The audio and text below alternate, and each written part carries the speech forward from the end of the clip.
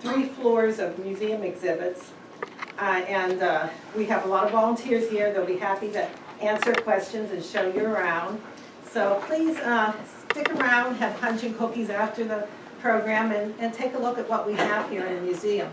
As you were walking in, you maybe noticed the mural on the side of the building. Oh, That's our newest addition to the building.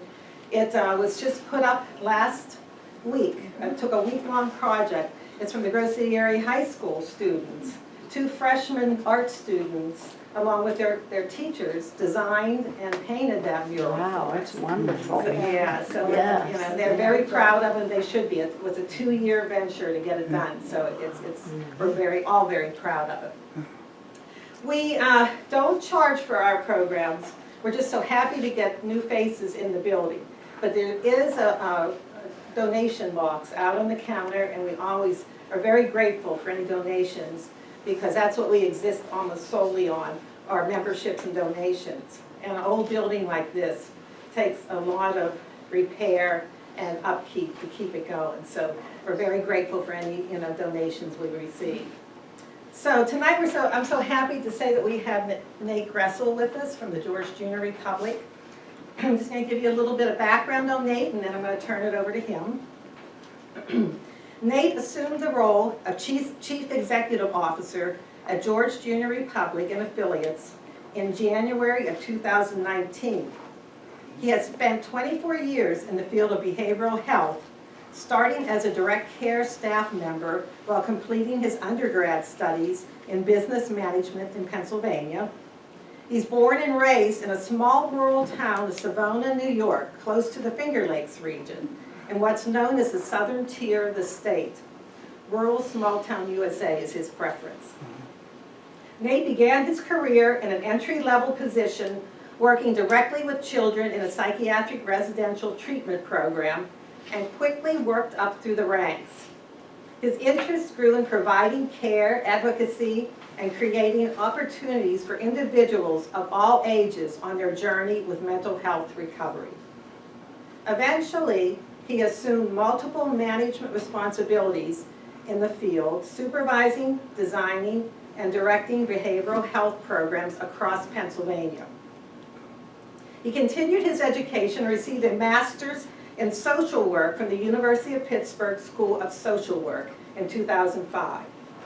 He has held clinical positions providing therapy to children, adults, and families also impacted by the symptoms of mental illness. Continuing his path of advancement eventually into a senior leadership position as the executive director of an organization providing multiple levels of care, from residential services for children and adults to community-based programming for the entire age spectrum in homes, schools, and communities, expanding to 28 counties in the state of Pennsylvania with a staff of nearly 600.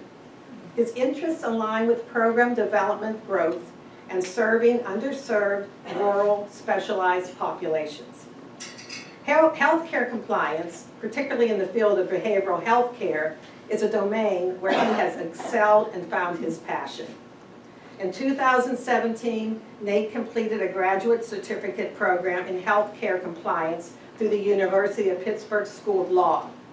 He then pursued his MBA with a concentration in healthcare administration through Ohio University School of Business in 2020.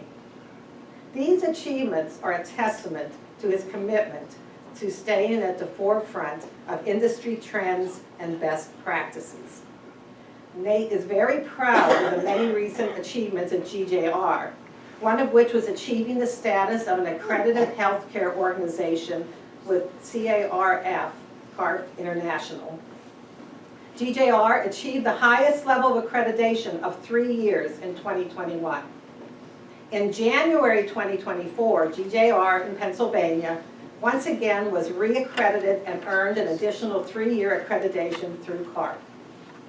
Locally, Nate has served in the Grove City Area United Way as a board member since 2023. In 2024, Nate was elected as vice chair for the local United Way. Nate also serves as a Pennsylvania Western Region Representative Board Member for Pennsylvania Council of Children, Youth, and Family Services, which provides advocacy on behalf of Pennsylvania's children, families, and service providers. Nate and his family reside in Corey, Pennsylvania. He lives there with his wife, Angel, who is a doctoral psychiatric nurse practitioner and works in the Pennsylvania State Prison System. And Nate and Angel have 4 children, ages 10, 15, 20, and 24. And in their spare time, they enjoy travel and camping together. I give you Nate. Thank you. So I sound like a good time, huh? Compliance, who likes compliance? I do, and I always have. One of the things I promised before I came tonight is Sue Boland, who was our Director of Development, but is now our Human Relations Director at George Junior, came to speak with the Historical Society back in 2019.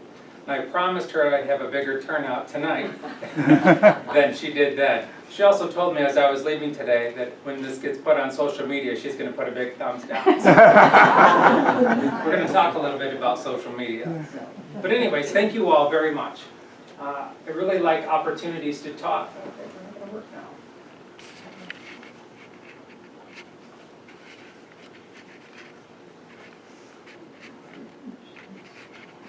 That was 2 seconds ago.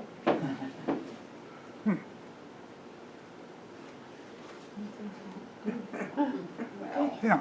this is going to be interesting.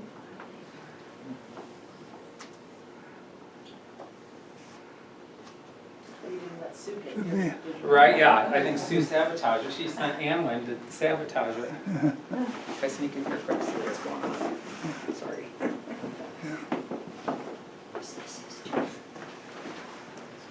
And we're off to a good start. There we go. Yeah. All right. Okay. Covered all that already. So that's good. The last statement I wanted to say was thank you. Thank you to Grove City for the past 115 years for being our neighbor. Sometimes it's been challenging. Other times you never know that we're there. But I want to say thank you. 115 years is a very long time. But I think it also speaks to the commitment, the longevity of the organization, and our commitment to the local community. And one of the themes you're going to hear throughout tonight is our goal is to really provide some community outreach, community engagement. George Junior Republic has a tremendous amount of resources, facilities that can be very useful to the local community. We're going to talk a little bit about that later as well. So this is really one of our big pushes to be better neighbors. But I wanted to thank you all for being one of our neighbors for the past 115 years. One of my goals today is, again, to beat Sue and at least take away one thing that you've learned tonight about George Junior Republic. My hope is that I'll have a lot more to share than just one, but one is all I'm asking for. We're going to take a brief look at the past 115 years in a very short time span, because I was given some parameters on how long I can talk tonight. So I think it's also important to have a discussion, to have a public understanding about the individuals that we serve. There are a lot of misperceptions about the type of youth, the adults, the services that we provide. And my goal is to provide some clarity so then you all, out in your circles, can also be that champion for George Junior Republic and say, well, yes, this may be the population that they work with, but this is why, and this is what they're doing, and this is what their success stories are. Quiz, there's going to be a quiz. I'm going to talk about rumors, because they're always fun. We really are, again, focusing on engaging the community with our open doors and being a better neighbor. I want to talk about some of our strategic goals and initiatives in the future. I have 2 board members present tonight, so they can certainly attest to that. And I want to thank Anwin Thomas. She works in our development department. She's here tonight. Certainly, she did a lot of the work behind the scenes, and I would also encourage you all to go to our website, www.gjr.com, and go on the history page. Anwin just did a tremendous amount of work on the history page, and it's very, very nice. Okay, has anybody seen this guy before? This is where it all began with George Junior Republic. One of the things we're going to talk about tonight is that George Junior is much bigger than just here in Grove City. It is a national organization, interestingly enough, not affiliated with the other George Junior Republics, but all had the same foundational building blocks with William Reuben George. William Reuben George was a jewelry case maker back in the 1800s, and he was really focused on youth that were in the city of New York, as well as down in the Pittsburgh area. He was concerned that the youth weren't given enough structure, enough guidance, and they weren't being good, responsible citizens.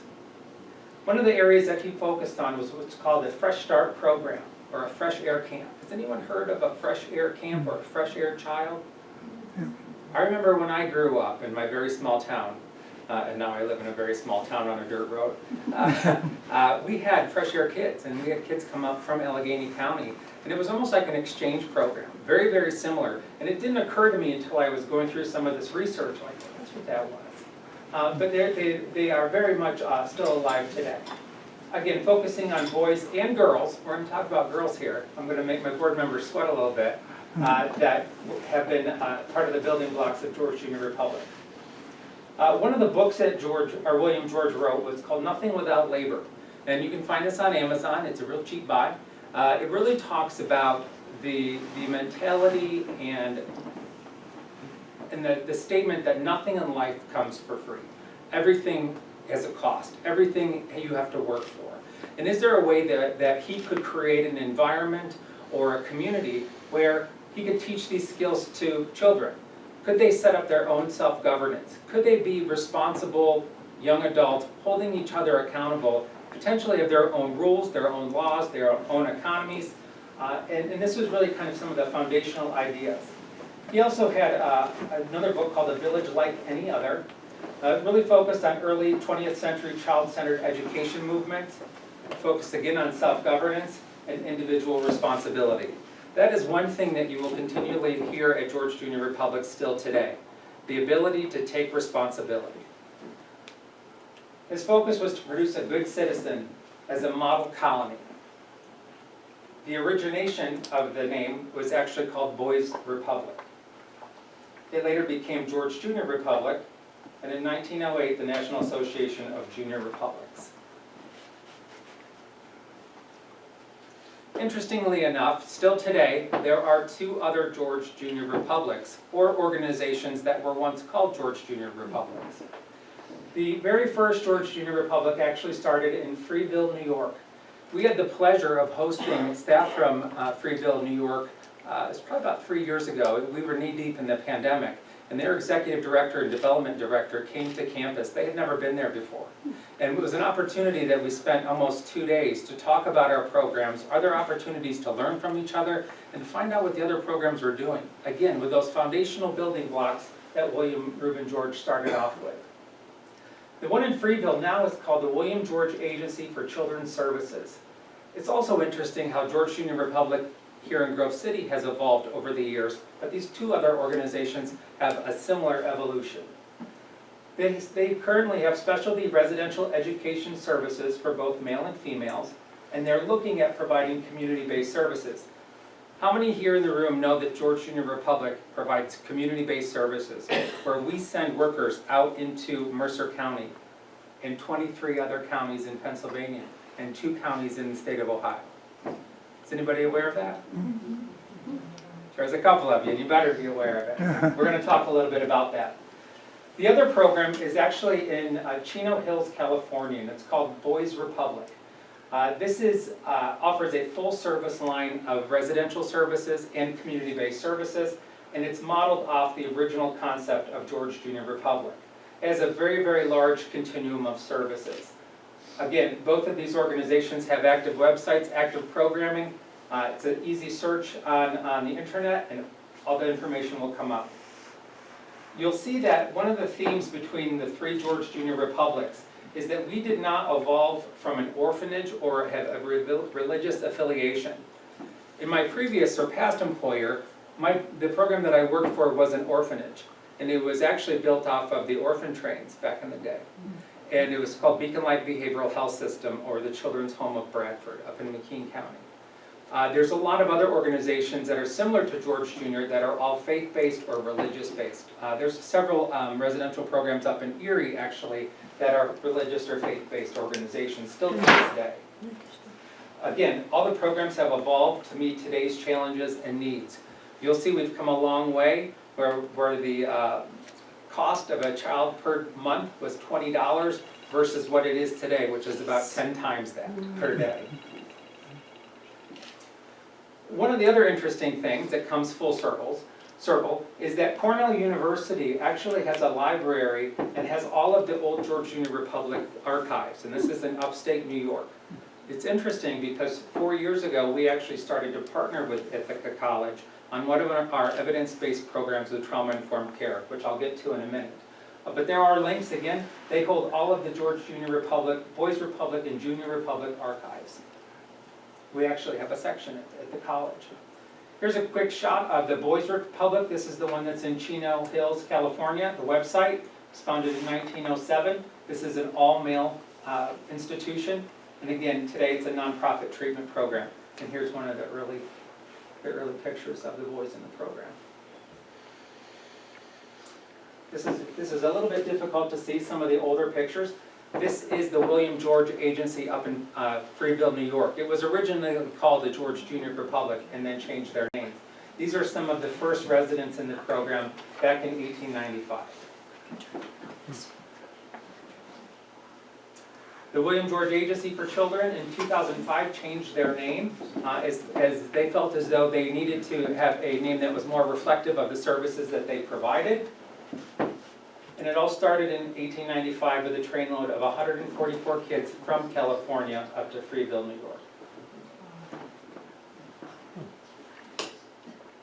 There we go. Is that better? Yeah. Yes, thank you. So we come to Grove City. How did this come about? George Junior Republic in Pennsylvania, the campus that we have here in town, was founded in 1909. This was actually at the dedication of George Junior Republic in Grove City on December 3rd of 1909, where William Reuben George did his inaugural speech. Again, here's our website with our history for further information in our timeline. I'm going to read a little bit of information so we can kind of do a warp through the years, just to give you a perspective of the evolution of George Junior here in Grove City. How it all began is that George was visiting the Thatcher School in California, where he met a Dr. Morgan Barnes.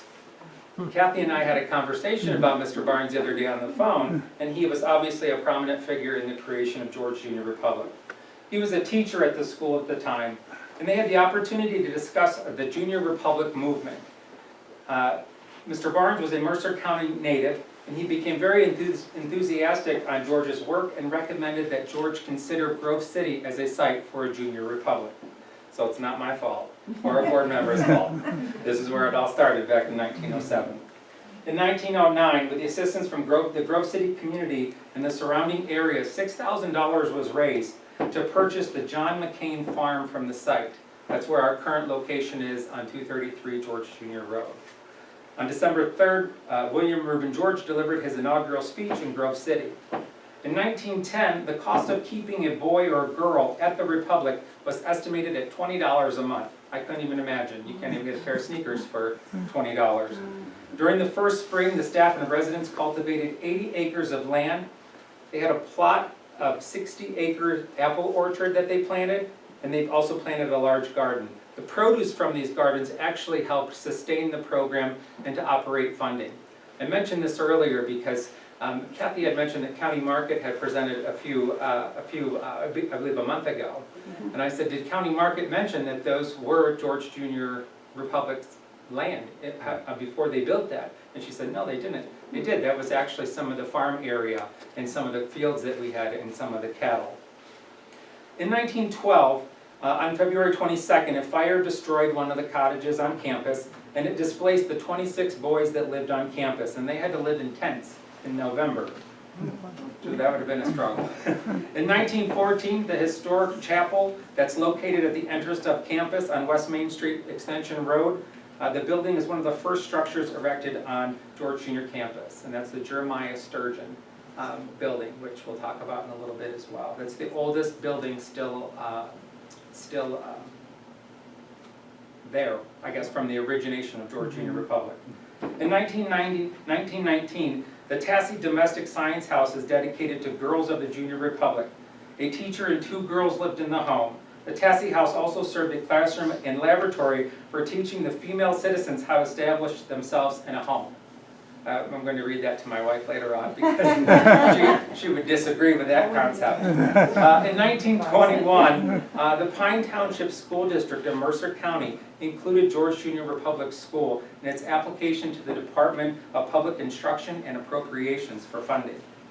In 1926, the Commonwealth of Pennsylvania, there were only 2 state institutions, 4 county facilities, and 14 private charities for youth to provide services to. In 1936, William Reuben George died at the age of 69. Although he died, his family continued to maintain involvement in the Republic through the activities of George's daughters and their husbands, and their husbands. In 1938, George Junior Republic in Pennsylvania became boys only. So previously, there were females on that campus. We'll see if that'll come full circle. In 1939, during difficult economic times, there was a major decline in the Republic's program, population, and facilities. With only 13 citizens on campus, Earl Bruner resigned, who was the superintendent. The current staff consists of the superintendent, the secretary, 2 house parents, a farm manager, and a farm helper. In 1940, Arthur T. Prassey is named as the new superintendent of George Junior Republic. He arrived in January to find no coal, heat, food, or dishes to eat on. You'll see, it's hard to see. When I mentioned that the youth were citizens, they had positions and roles. And this gentleman here was actually, his role was to be the judge. This young man was president, and this was the chief of police in their own self-governance. By April, the Board of Directors and Affairs of the Republic were completely reorganized, and there are 10 major buildings on the Republic grounds that need to be replaced or renovated. Many improvements are made during the next decade. Here's one of the first aerial shots of George Junior Republic. And this is one of the original buildings. Kids in the building.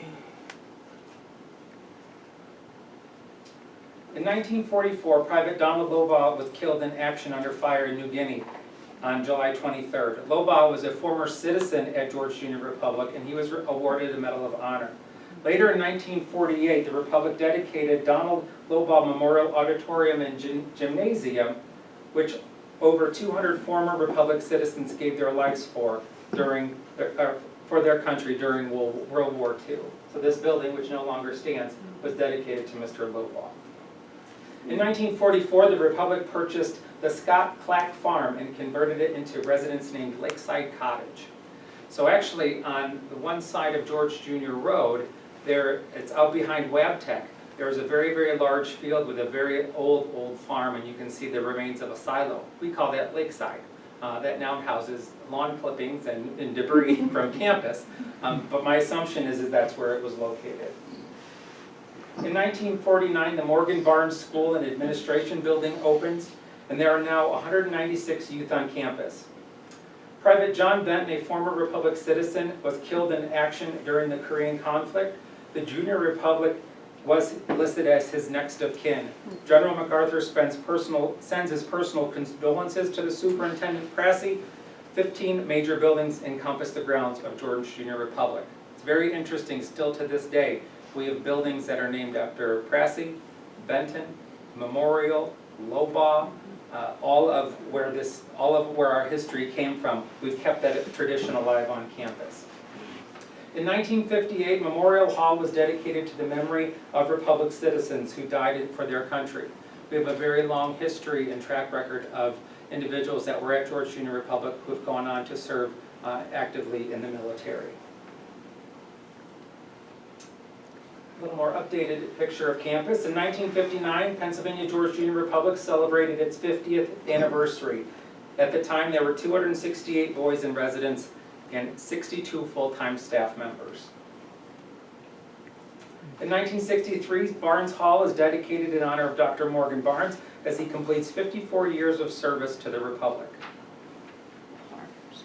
In 1967, a new administration building opens, made possible by a grant from Eden Hall Farms Foundation, which we have a building right now entitled Eden Hall.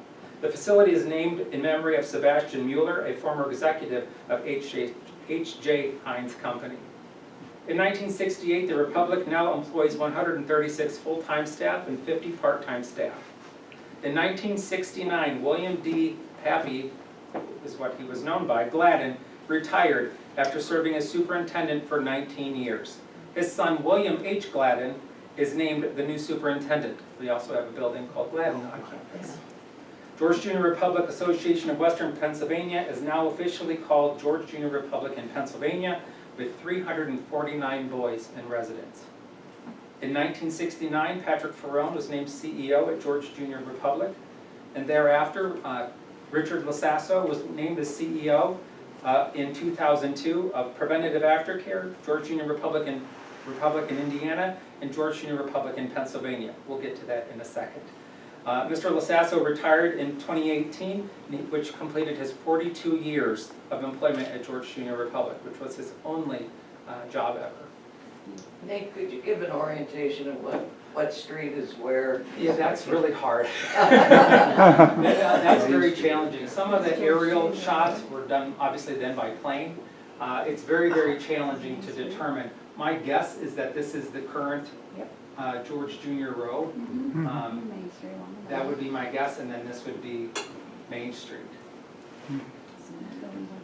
It's very challenging from year to year, and then the other side of it is that we merely have pictures. We don't have a lot of those details. Anwen, are you aware of the orientation? You're right. That's why I brought Anwen with me to tell me I'm right. This is today. This is George Junior Republic today. It is quite a place. We are situated on 550 acres in Grove City. We have, this is George Junior Road, and this is West Main Street Extension. So this is the administration building, this is the Cohel Academic Center, and these are all of our residential programs. And it winds all the way back through campus and comes out behind the car dealership. Campus has changed many, many times over the past few years.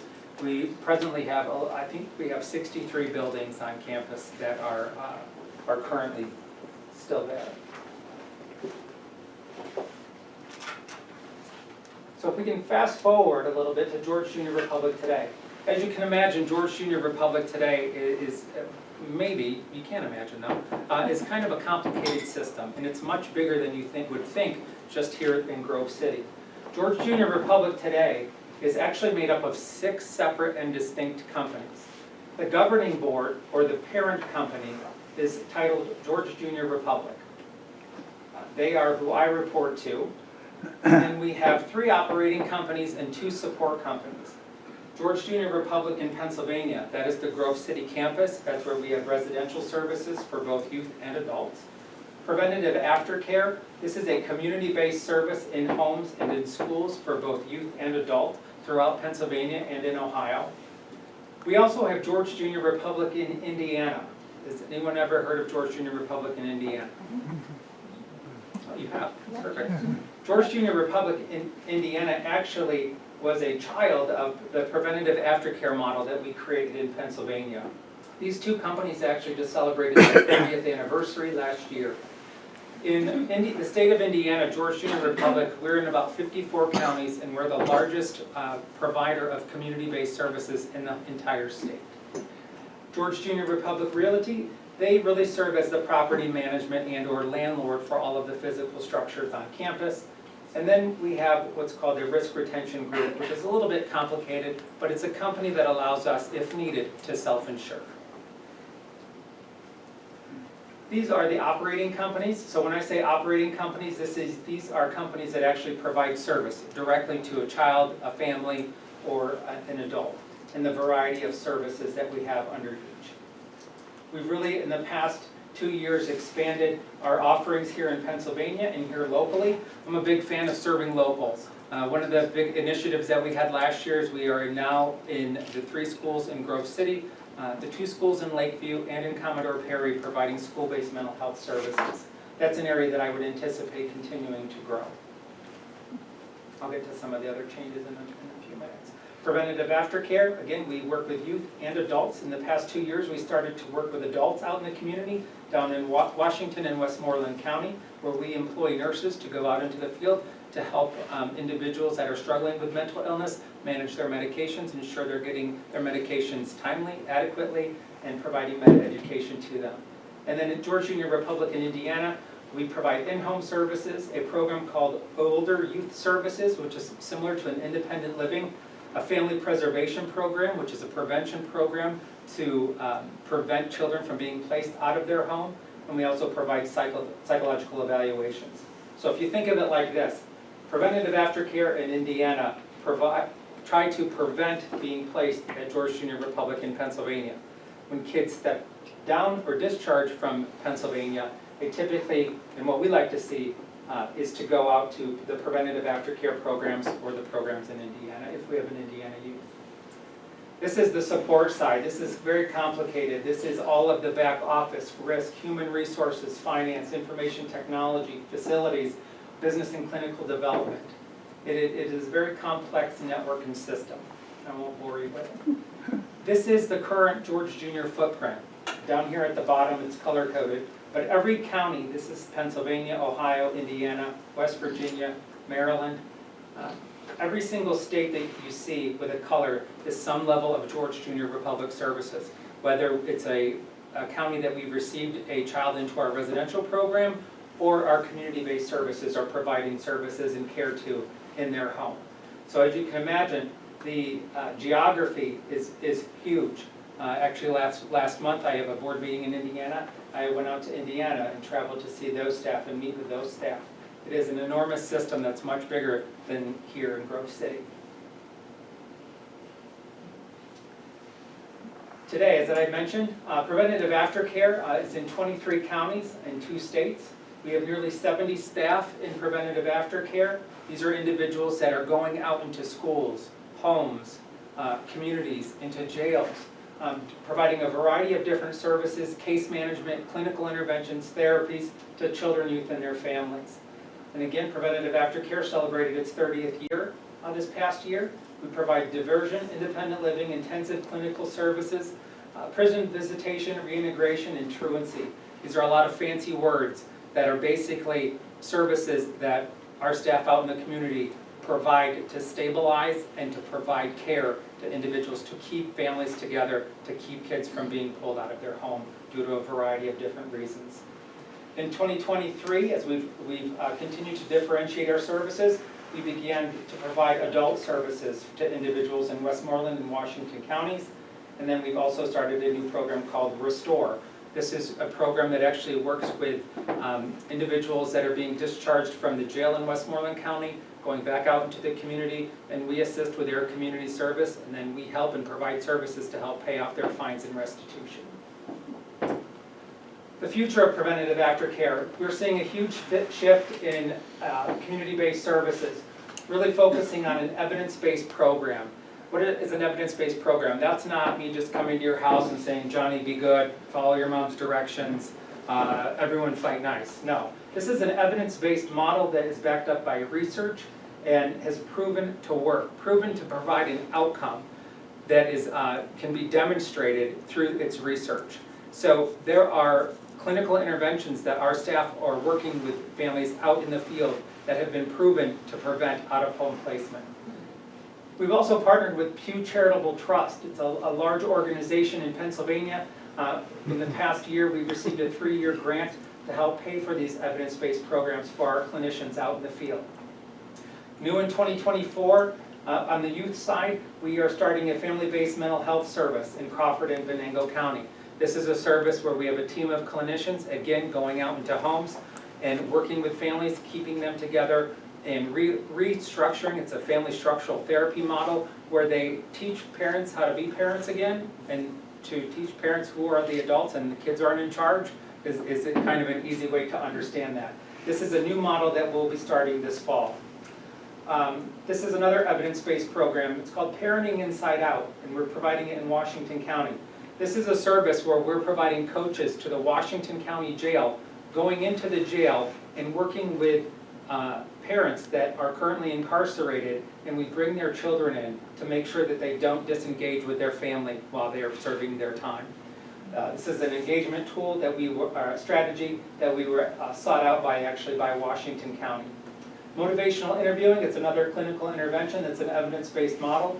A positive parenting program, or Triple P, again, it's very similar to the family-based mental health services program, but again, parents today are faced with a multitude of different challenges, from mental health issues themselves, from the behavioral issues that their children may have. It's a different world than back in the 1940s, where you thought twice about talking back to your parent. It's a much different world. Positive parenting program is a model that really empowers parents to be parents, and again, to rebalance that dynamic within the home. In the adult world, again, we'll continue our expansion of our mobile medication services and Restore. The Indiana programs, again, I mentioned the largest community-based provider. We have nearly 80 staff in the state. Again, its foundation was in preventative aftercare. Out in Indiana, we provide diagnostic services where we employ psychologists to provide evaluations and recommendations for services that children in need may require. We provide a comprehensive home base. Again, these are clinicians out in the homes in Indiana. Family preservation is very similar to the family-based program I talked about, preserving the family to ensure that there's not an out-of-home placement. Drug and alcohol services, older youth services, as I had mentioned, independent living. And we just started a new program that's focusing on 13 and 14-year-olds for independent living. That's scary. I have a 15-year-old right now, and I could not imagine her trying to be prepared to be on her own. But that's the reality that some of our kids face. And in the future, we are looking at different ideas and different opportunities down the road with independent living housing in Indiana, expansion of current funding streams, and then also working on building an adult continuum. So in Pennsylvania, all the George Junior Republic agencies are considered private nonprofit organizations. We serve nearly 400 individuals annually here at the Grove City campus. The adult program is one of our newest programs that was started up about 3 years ago. This was a program that we were approached with by the counties and one of the managed care payers for Medicaid that said, hey George Jr., you have all these services, you have all of these supports, would you be interested in this? So we started a forensic LTSR program. Forensic means that these are individuals that have a diagnosis of a mental health issue as well as some type of legal charges. These are low-risk offenders. They bounced a check, they stole something from Sheets, and they have a co-occurring mental illness. We are focused on these counties: Mercer County, Crawford, Venango, Lawrence, Butler, Beaver, Armstrong, Indiana, Washington, and Westmoreland. Our #1 referral source is Mercer County. Ages that we serve in that program start at 19, and we've had a gentleman, I believe he was 68 in the program. Youth, we presently are an all-male campus. We have 4 types of placement. There's 4 ways how kids can get into George Junior Republic. Most people think that that's where all the bad kids go. We'll get to that in a second. They can be pre-adjudicated. This is a youth that has potentially committed a crime and has yet received any type of charges. So it's a holding pattern until their court date is coming. They can be adjudicated delinquent. This means that children and youth agencies within the state have physical custody of the child because they have been deemed without proper parental care or control. These are kids that potentially could have been exposed to some type of abuse, neglect, trauma, we'll talk about in a minute. We also have adjudicated dependent or delinquent populations, I'm sorry, reverse those. Delinquent, that means that the youth has some type of formal charges. We also have a mental health placement. There's kids that are in need that parents need help and they can voluntarily place their child in our services and care. Again, most of our kids come with a significant amount of trauma exposure, and they all receive clinical mental health counseling and oversight by a full-time child and adolescent psychiatrist. It's a long way from where it was 100 years ago. So this is the rumor section, and this is the test section. GGR and PA is a jail for kids. Oh. No, false, it is not. It is a treatment facility where kids are all required to have some level of treatment. Whether that's intensive, twice a week, 3 times a week, family therapy, in-home family therapy, we do telehealth therapy, and they all see a psychiatrist.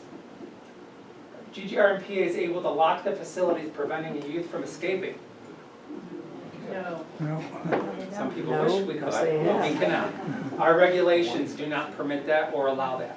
In Pennsylvania, how we're licensed, we do not have the ability to lock any of our buildings. We do have delayed locking mechanisms on the building, so if a door is pushed, there is an alarm process through different technologies throughout campus that alerts staff and our security personnel. GGR and PA has a significant amount of oversight by all county, states, Medicaid payers, managed care companies, and accreditation to conform with. This is true. Our business is very, very highly regulated. Every single day, we have individuals from the Office of Children and Youth, Juvenile Probation, Mental Health, any of our payers who pay for Medicaid-funded services have full access to our buildings and full access to come in and ask for charts, ask for records, and we have to produce it. There were actually 3 there today. This is something that we really have a transparent process with. They're very welcomed in our facilities, in any of the facilities, and have access to pretty much anything on campus. This is a good one. Residents can freely walk around campus. Partially true. So in our different levels of care on campus, in our lowest level of care, which is a general residential program, the kids in fact are permitted to walk to and from our medical center, to and from school. We have a process where they have to check in and check out through a phone system, so we know how long it takes for Johnny to walk to the wellness center. You have to remember too, if he decides to take off, he has a lot to lose because he's really starting back at day 1. So actually, yes, we do have a small population that can walk on campus with permission. The GGR and PA is a place where bad kids go. Some of their behaviors may have been bad, but that is false. It's more and more we see kids with significant trauma. Doing this for 24 years, it's very sobering to hear some of the stories that kids come into our placement facilities with. It's easy to blame their behaviors. It's easy to blame, you know, if a staff gets injured. But these kids are coming with a tremendous amount of baggage, a tremendous amount of need, and oftentimes just their basic needs need to be met. And we see a totally different kid getting 3 meals a day, being properly medicated. Not that all are on medication, because most of them aren't. Just having that consistency, a nice place to sleep, and be cared for, you'd be amazed at the changes you see in the kids. GGR and PA can place hands-on, physically restrain all youth. False. We can only place hands-on as permitted by our regulations if a youth is endangering themselves or others. That's a very gray area that our licensing individuals actually interpret, and we don't. So our training, we have a passive physical restraint. There's no pressure points, there's no mechanical, that means no equipment used to secure any of the kids. We are only allowed to hold them in a safe manner to prevent them from hurting themselves or others. GGR and PA can place hands on all adults. That is also false. The LTSR program that I talked about earlier that serves residents in Mercer County primarily, the regulations do not permit that in any manner. So if you go down George Jr. Road, you'll actually see the LTSR, and Pine Township actually required us to put a fence around the building, which we were fine with. So that was an extra layer of protection, because the regulations do not allow for us to place any type of hands-on. GGR and PA is a dangerous place to work. This is not intended to scare anyone. But if you don't use your training, it certainly can be. All of our staff members that come in, before they're even providing service to any of our kids, are required to take almost 50 hours of training in our classrooms. They go out with staff, they visit our units. There are training requirements for our regulation, and they are also heavily screened. We have a variety of different screening mechanisms that all of our staff have to go through and pass. We have a 90-day probationary period, so we can identify a staff member who may have poor boundaries or is just not cutting it, and we're able to get them out of the program. Our training is more than adequate. It is excessive at times, but if you do what you were trained, it is absolutely fine, absolutely safe. This is another one that came out of the pandemic. GGR and PA is closing down. That is absolutely false, absolutely false. Is GGR different today than it was pre-pandemic? You bet. Pre-pandemic, we had 320 youth on campus. Today, we have about 120 and about 10 adults. We are not closing down. The pandemic, and I'll get to that in a second, was a great opportunity to push reset, to do a lot of cleanup on a lot of different areas, and really focus on the future of the organization. You also have to remember too, we had to push down our census because, as I'm sure many of you are aware, staffing dropped significantly. The ability to staff programs was very challenging, very, very difficult. We had some staff that said, we'll see you after the pandemic, 4 years later, and then we're in an environment where it's very challenging to get staff. Just in this past November was the first deep breath of new staff we were able to receive, and we've had a steady flow since, and it's been fantastic. Community members should believe everything that is posted on social media about GJR. Absolutely false, absolutely false. The best thing you can do if you want to know what's going on at GJR is follow our social media. GJR and PA is a great opportunity for a career.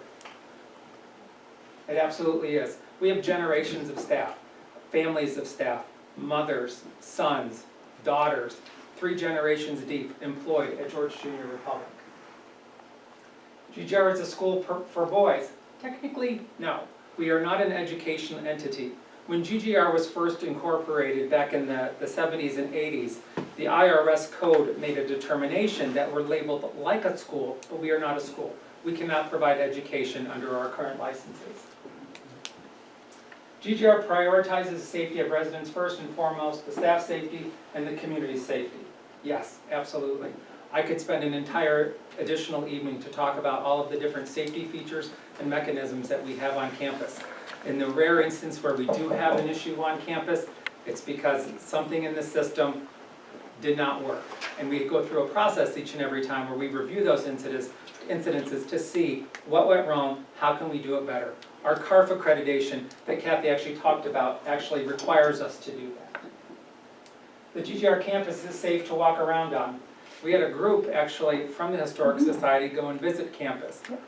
Did you feel unsafe at any time? Not at all. Not at all.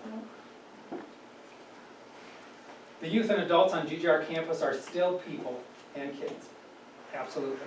I think that's one of the biggest things that we all need to remember. These are still people, these are still kids, and they need help, and that's what our jobs are. GJR does not have as many kids as they used to. That is true, absolutely true. At one point, the highest population on campus was 550, and we had a very high number of Philadelphia kids.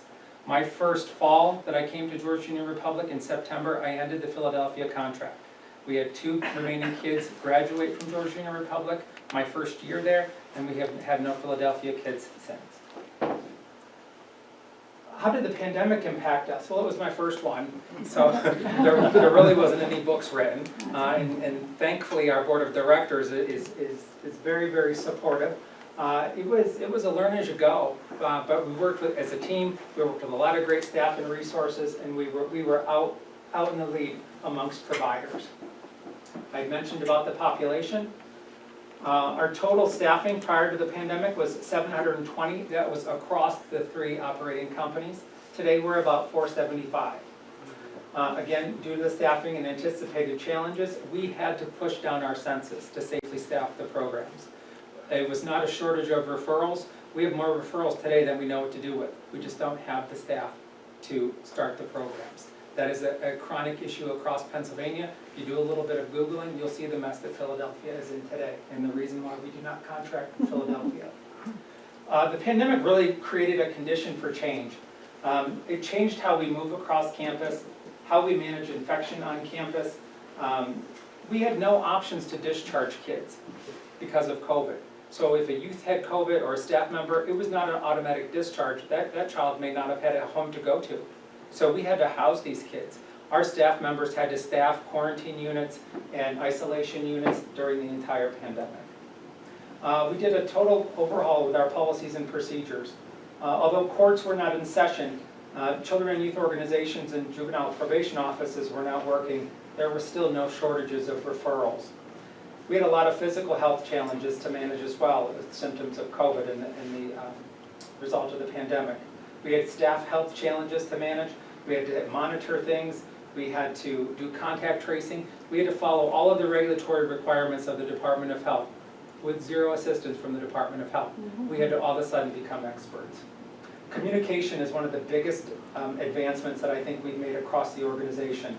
Zoom is a weakness, but it's also been one of our best friends because it's an opportunity for us to be engaged with all of our staff, our community-based staff. We hold quarterly meetings where they can ask me questions and I can give organizational updates. That didn't exist before the pandemic. I hold a weekly Zoom call with all of campus. We record it and put it on our intranet that our staff have access to for communication purposes, and staff can freely ask questions and get organizational updates. This was the biggest positive, if you ask me, from the pandemic. In PA today, we're about 350 staff strong. Our main employment catchment areas are Mercer County, Grove City, Butler, Lawrence, Crawford, and Ohio. We are one of the largest employers still in Mercer County today. Our BARGE community service program, this is Balance and Restorative Justice. This is where young men who are assigned community services go out into the Grove City community and do a variety of different community service projects. I believe last year we did over, I want to say we did over 4,000 hours of community service last year.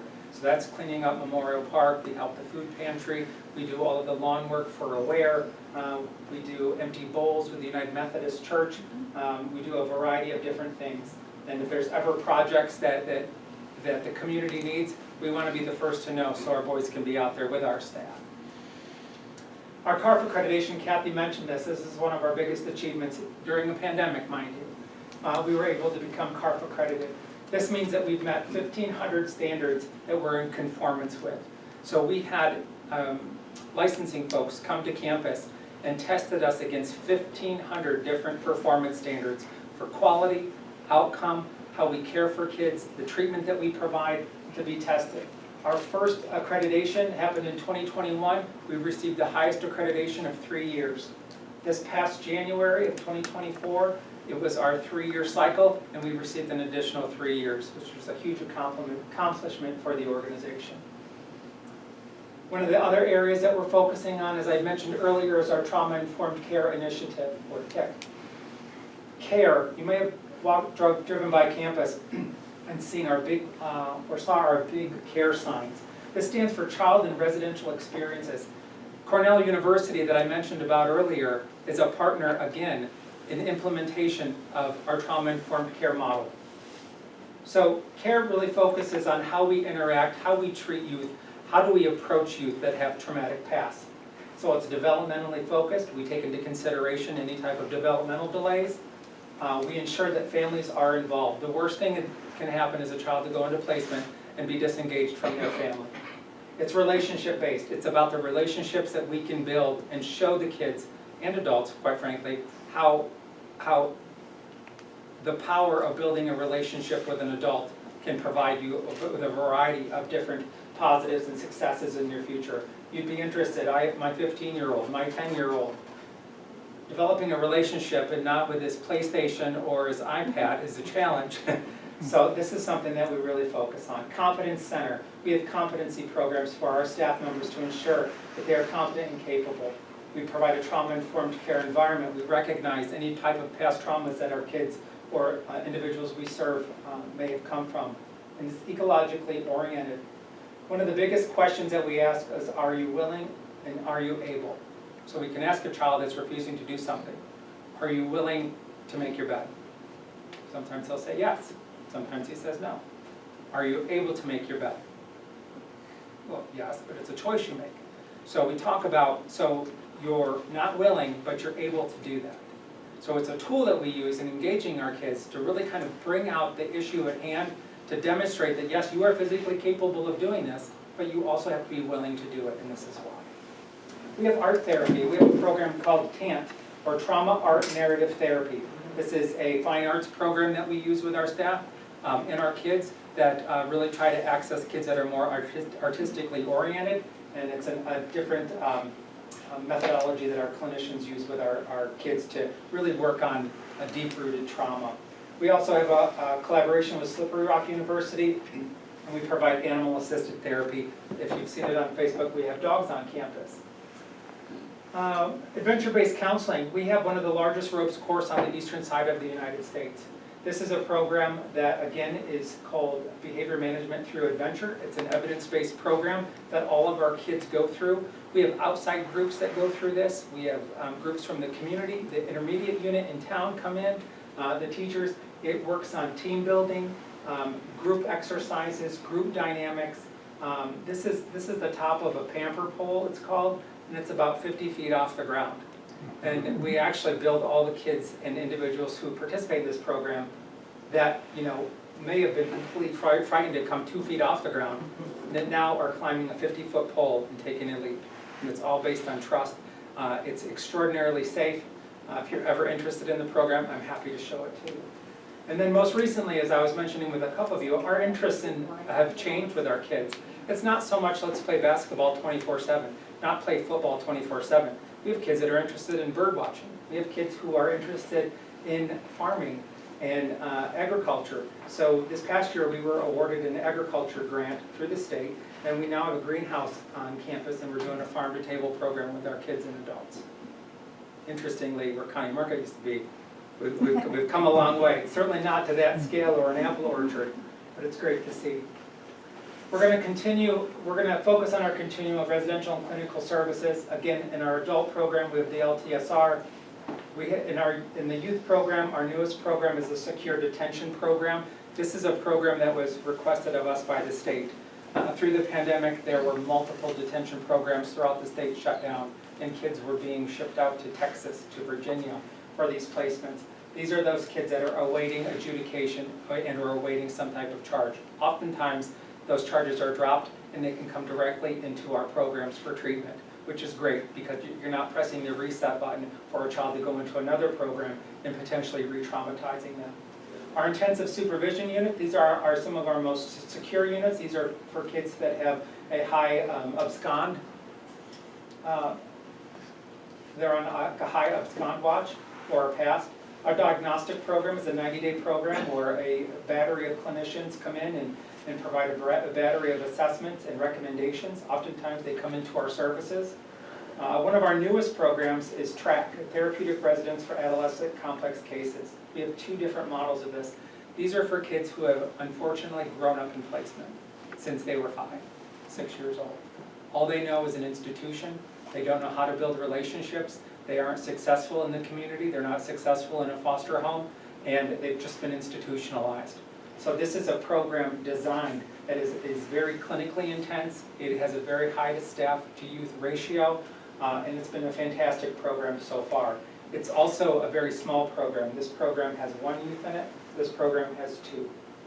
Special Needs RTF. Special Needs is one of our legacy models on George Junior Republic. The RTF section is just about how the program is funded through Medicaid.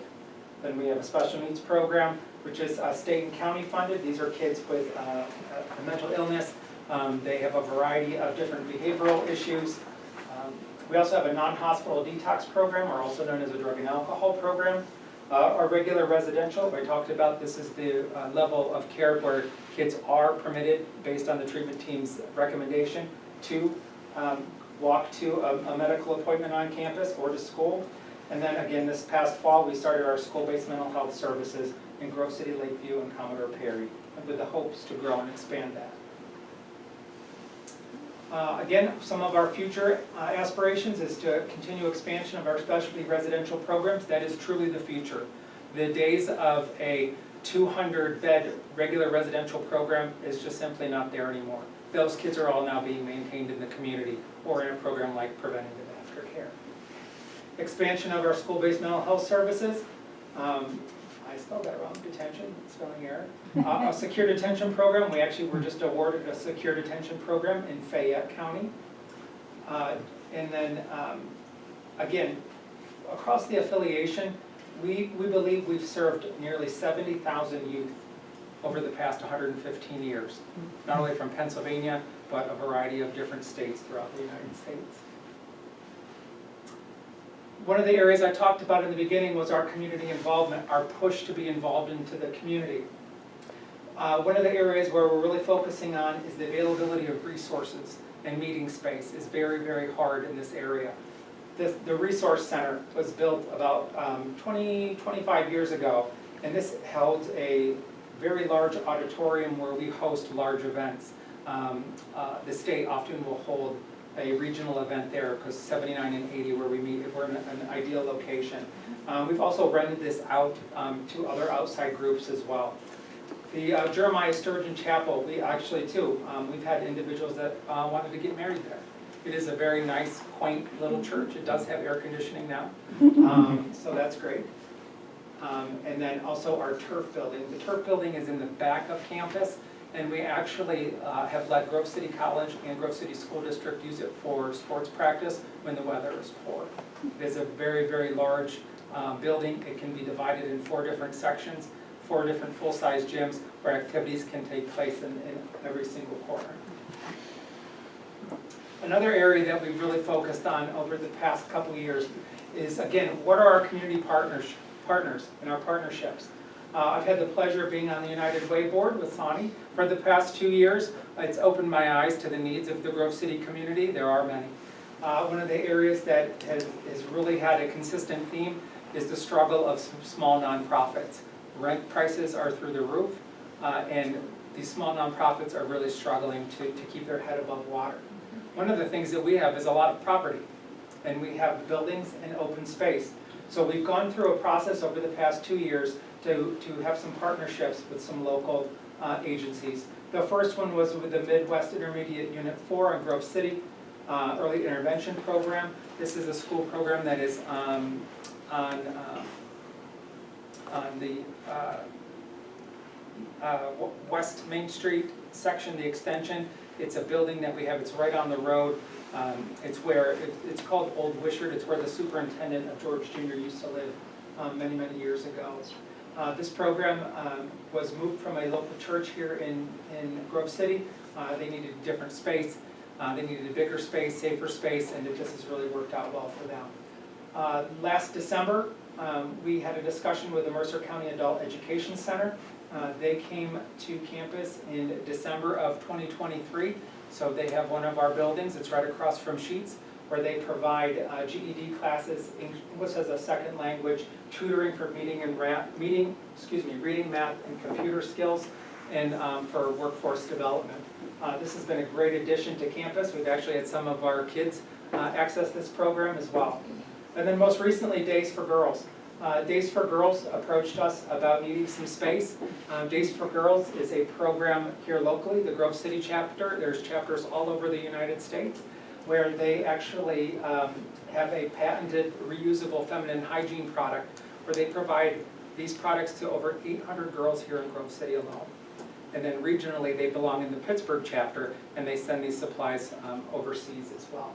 So this has been a really nice opportunity to work with these individuals. It's been an eye-opening experience. It's nice to hear some of the stories out in the community where people are seeing it different in the softer side of George Jr. Republic.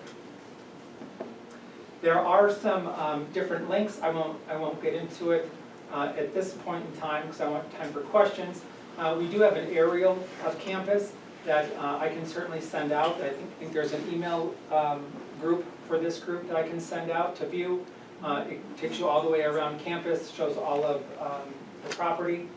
There's also a virtual tour of the LTSR program. This is like if you're going to buy a house and there's little arrows in the building and you can go into every single corner and every single section. And then also to the most recent building in the secure detention program. There are a variety of pictures of what that looks like inside too, to really kind of draw back some of the curtain and mystery of George Jr. Republic. I do want to thank the Historic Society. Most recently here in April, the Jeremiah Sturgeon Chapel was designated. It qualified to be listed on the National Register of Historic Places. There is some foundational work that needs to be done in this building. And again, we want to be able to preserve it, and we feel as though this is a positive step in that direction. As I mentioned, follow us on Facebook.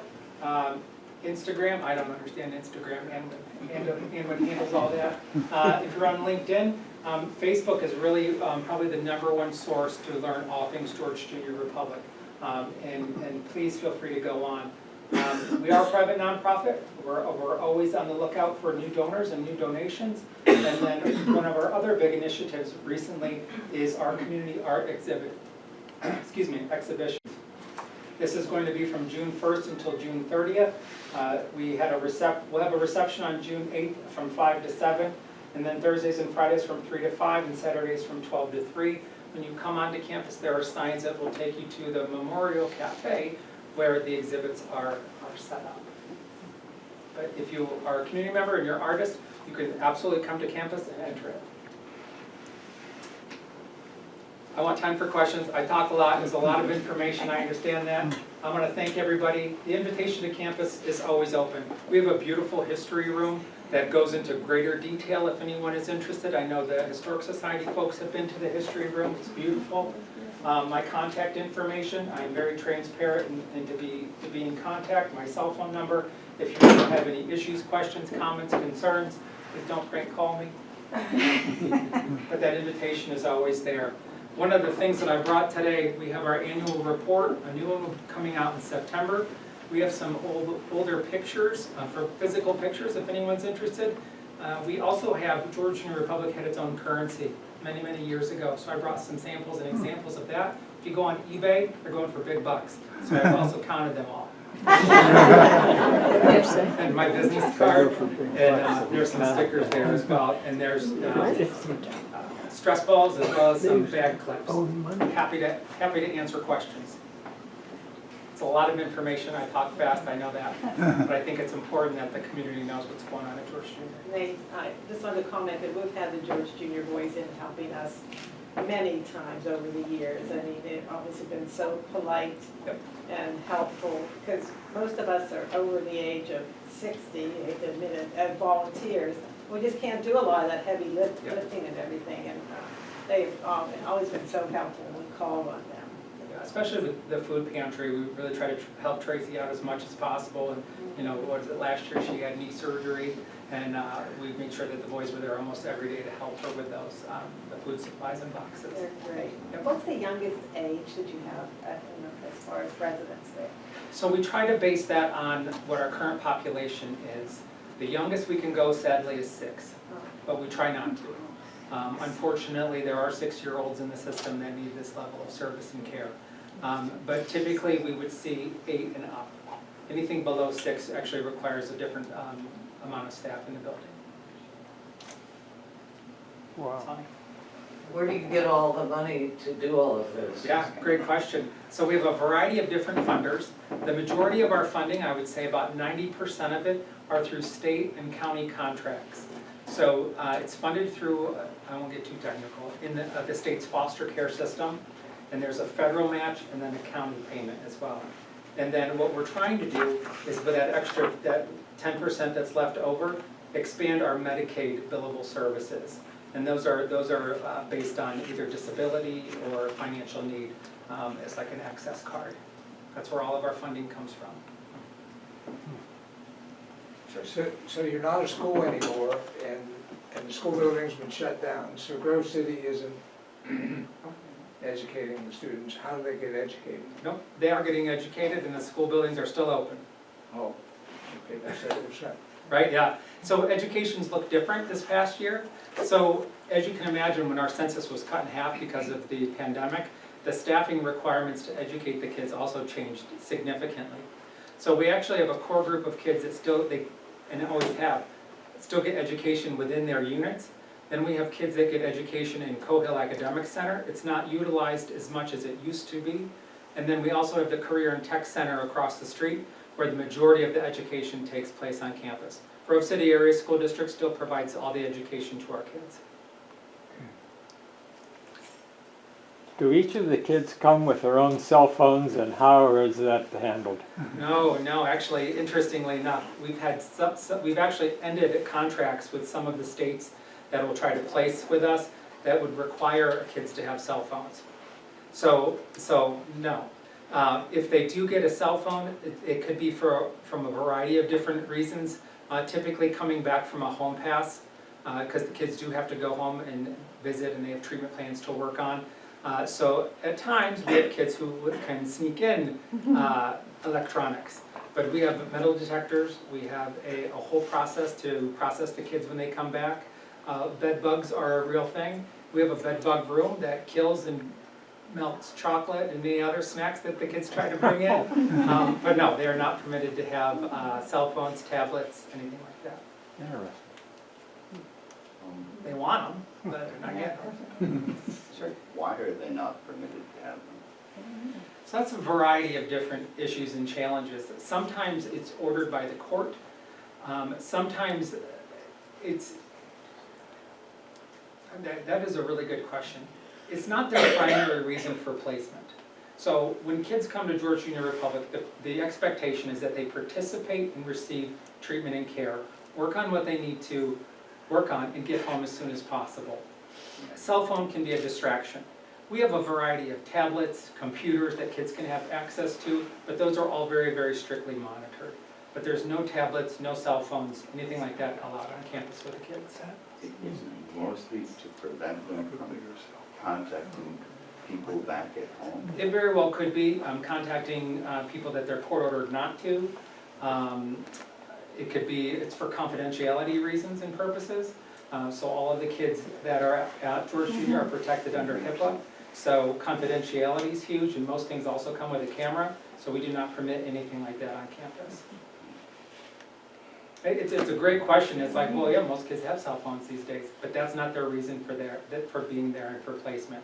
Unfortunately, there are some kids that know how to do very bad things with technology, and we want to eliminate that as much as possible. How many people are involved in your food service program? And are you able to maintain that number? In the kids program at the Career and Tech Center, Yes. you know, interestingly, food service and masonry has been dwindling in the past 4 to 5 years. The masonry program actually closed because of a lack of interest. Our #1 interest is the welding program by far, and the auto body and auto mechanic program. I would say at any given time we could have up to 10 maybe in the food service program for the kids, but that is also a dwindling resource. One of the agreements that we have with the Grove City School District, Mercer County Career and Tech Center has a waiting list for its 9th graders, and/or some kids aren't eligible or able due to behavioral issues to go to Mercer County Career and Tech, so they actually come to George Junior. So they're still able to get their certification. We have different security features, different staffing, different expectations, and they do very, very well. We've had kids that are in the local school district and have been illiterate, cannot go to Mercer Career and Tech, but can come to our Career and Tech, taught by Grove City teachers, and get certification. But welding is #1. Very good. Yeah. It's a great job. Sure. I just recently heard, and I had my doubts, that George Junior is housing immigrants. Yeah. So, immigrants. So thank you for bringing this up. So about, I'm gonna say 2 months ago, one of my board members called me and said, Nate, I just heard, I got a call from so-and-so at the county that George Junior had a bus at the outlets that have picked up a busload of undocumented immigrants and we're housing them on campus. And if anybody knows Dick Stevenson, he's our board chair. I said, well, yeah, Dick, I didn't tell you about that? No, absolutely not. In full transparency, early on in the pandemic, the state did call us because they knew how many facilities we had and beds we had available and asked if we would be interested, and I declined. But no, we do not have any undocumented immigrants at George Junior. Thank you for bringing that up. I was actually at a Days for Girls presentation, and one of the women pulled me to the side and she said, I just saw this. I just said, no, no. You can come to campus, I'll show you. You can try to find them, but we don't have it. Other questions? Was this helpful? It's a lot of information.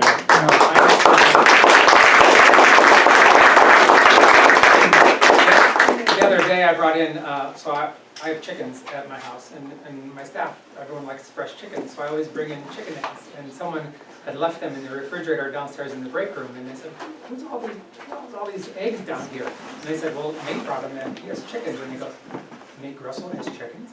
Yes, absolutely. Very normal person, very down to earth. Never afraid to get my hands dirty, live on a dirt road in the middle of nowhere. Just a normal guy. Nate, I have a question. Sure. A couple of months ago, several of us from the Historical Society were able to take a wonderful tour. What amazed me when we would go into a building and a staff member would greet us and explain what they do there.